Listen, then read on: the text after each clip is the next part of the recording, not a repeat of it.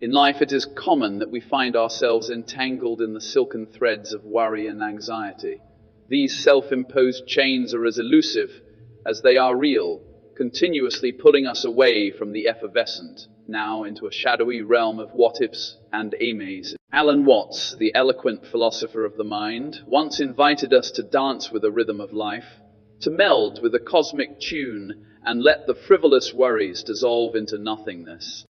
Worry, dear friends, is but a misdirection of the mind's creative power, a futile attempt to control the uncontrollable, to script the grand narrative of life. Yet life, with its inherent spontaneity, often eludes the grasp of the worry-laden mind, offering instead a canvas of boundless possibilities to those who dare to venture into the unknown, unburdened by the shackles of anxiety.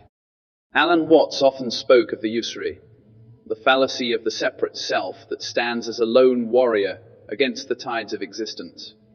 This illusion births worry, for we believe we must fight to steer the narrative, to secure a fancied control over the unfolding drama of life. But alas, the more we clutch, the more life slips through the fingers.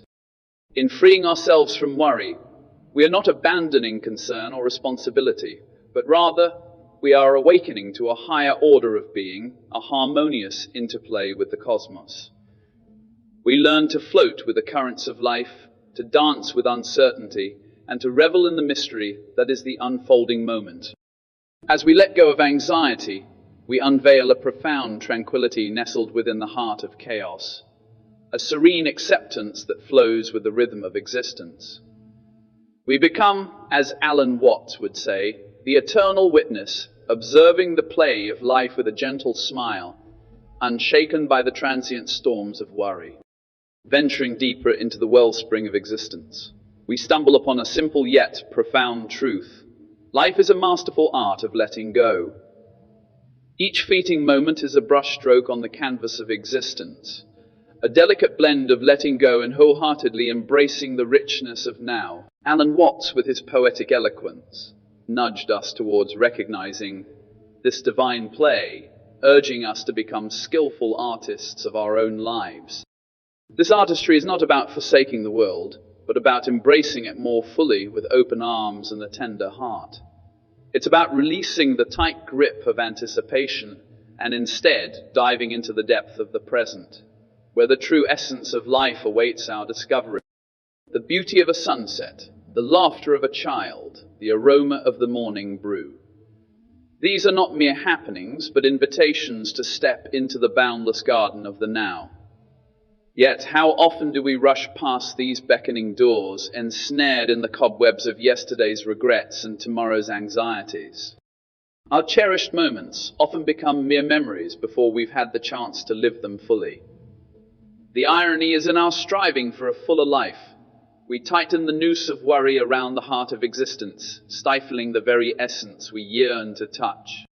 The mastery of letting go is akin to the grace of a skilled dancer, moving effortlessly with the flow of music, unburdened by the thought of the next step. It's in this divine surrender, this harmonious union with the present, that we taste the sweet nectar of life.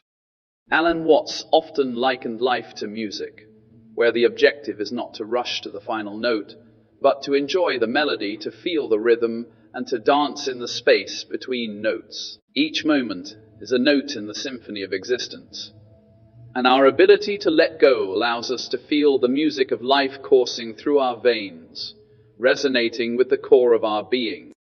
The ancient sages from the lands where the sun rises whispered secrets about the profound act of letting go, about aligning with the natural rhythm of life, a teaching encapsulated in the serene philosophy of Taoism. The Tao, which translates to a way, embodies the ultimate reality, a never-flowing stream of existence that courses through all life. As Lao Tzu, the sage of ancient China, penned in the Tao Te Ching, life is a series of natural and spontaneous changes. Don't resist them. That only creates sorrow. Let reality be reality. Let things flow naturally forward in whatever way they like. In the delicate dance of letting go, we find ourselves stepping into the majestic flow of the Tao, letting the river of existence carry us through the valleys and over the hills of our journey, in each relinquishing of control, in each tender surrender to the moment. We align ourselves with this ancient way, embracing the unadorned simplicity and the profound wisdom it offers. Alan Watts, with his eloquent interpretations, brought the essence of Eastern philosophy to the throbbing heart of the modern mind. He often spoke of the watercourse way, urging us to flow with the currents of life rather than against them, to become like water, adapting to the contours of the present with grace and ease. Similarly, the teachings of Zen, a school of Mahayana Buddhism, echo this sentiment. Zen masters beckon us to experience life in its immediacy, to meet each moment with a heart unburdened by the past or the future, to fully feel the breath of now filling our lungs, to touch the heartbeat of existence in the silence between thoughts. When we let go, we are not discarding our essence, but uncovering it. Beneath the layers of worry, anticipation, and fear lies a serene core, a silent witness reveling in the sheer joy of experience. The moment we cease the chatter of what should be, the symphony of what is rushes in to fill the space.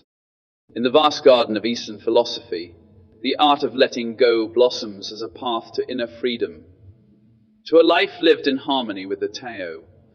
It is not a passive resignation, but an active engagement with life, a courageous acceptance of the natural order of things. So let us take the ancient hand of wisdom offered by the East and venture into the boundless realm of the now, with hearts light and minds open, ready to flow with the boundless, ever-changing river of life.